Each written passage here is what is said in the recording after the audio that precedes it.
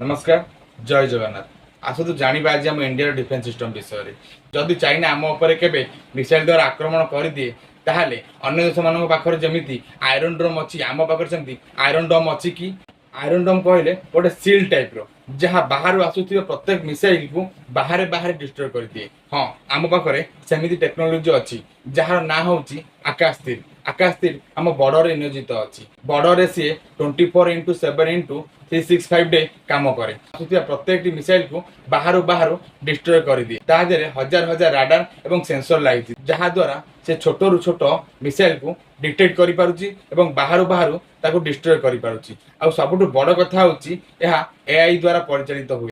एबे हमें जुआड़ भी शुणुचे एआई एआई एआई एमिति कि हम टीवी फोन घंटा एबे शुणिकी लागिला हाँ एआई ठीक जगह यूज होइछि। आमे भी गर्व करबा कथा जे आम डिफेन्स सिस्टम रे एआई यूज होइछि।